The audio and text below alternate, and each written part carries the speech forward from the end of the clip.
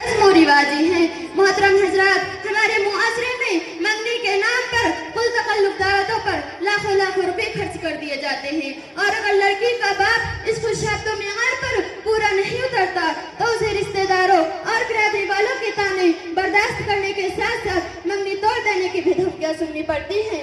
मोहतरम हजरात, दिन तारीख मुकर्रर करने के लिए लोगों के मजमे इकट्ठे होते हैं और कौर में बिरयानी की दावतें लाजमी समझी जाने लगी हैं।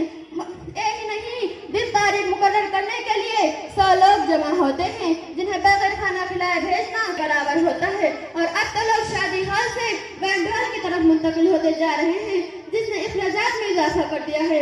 मुअज़्ज़ज़ सामाने इकराम, बरातियों की तादाद तो अल्लाहु अकबर, लड़की के बाप की हैसियत न होने के बावजूद भी हजारों की तादाद में बरातियों को शादी हॉल में ले जाया जाता है।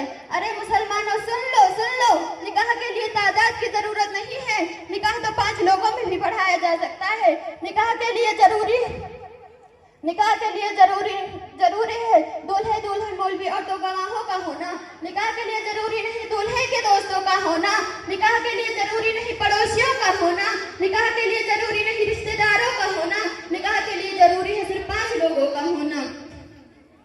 मोहतरम हजरात, इन सब रस्मों के बाद बेहुदा रस्में जैसे जूता चुरा रास्ता रुकाए से दूल्हे की जेब सफाई की जाती है।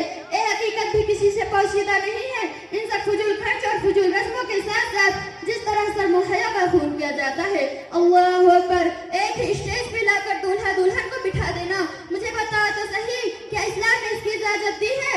निकाह हो गया तो दूल्हा अपने दुल्हन को देख सकता है, लेकिन उसका निकाह पूरे मोहल्ले के साथ नहीं हुआ कि तेरे दोस्त भी देखें, तेरे पड़ोसी भी देखें, तेरे रिश्तेदार भी देखें, तेरे साथ काम करने वाले भी देखें। अरे मुझे बताओ तो सही, क्या उसका निकाह सबके साथ हुआ जो सबके लिए महरम हो गई? बेपर्दा सबके सामने उसको लाकर खड़ा कर दिया गया। ऐ मुस्तफा के गुलामों, मैं तो कहती हूँ कि लड़के वाले को लड़के वाले से डिमांड करनी चाहिए कि मैंने तुम्हारी हर ख्वाहिश को पूरा किया। आपने कहा फला फंक्शन हॉल हो, हमने कबूल किया। आपने कहा फला कार लो, हमने कबूल किया। आपने कहा तरह तरह के खाने हो, हमने कबूल किया। लेकिन अब आपको भी हमारी एक बात माननी होगी। हम एक ही स्टेज पे लाकर तुम्हारे बेटे और अपनी बेटी को नहीं बिठाएंगे। हम औरतों का इंतजाम अलग रखेंगे, हम मर्दों का इंतजाम अलग रखेंगे। तुम्हारे लड़के को अलग बिठाएंगे और अपनी लड़की को अलग डिमांड करता।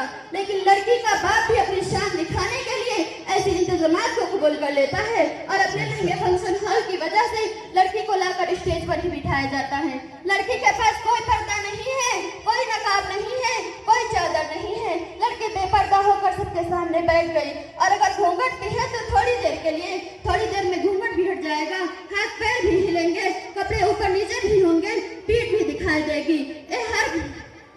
अल्लाहु अकबर, बेगैरती और बेहयाई का जनाजा ऐसा निकाला जाएगा कि वहीं स्टेज पर जमा होकर लड़के के दोस्त मजाक करना शुरू करेंगे, लड़की की सहेलियां मजाक करना शुरू करेंगी। आपस में कितनी दोस्तियां होंगी, आपस में कितने फोन नंबर एक्सचेंज होंगे।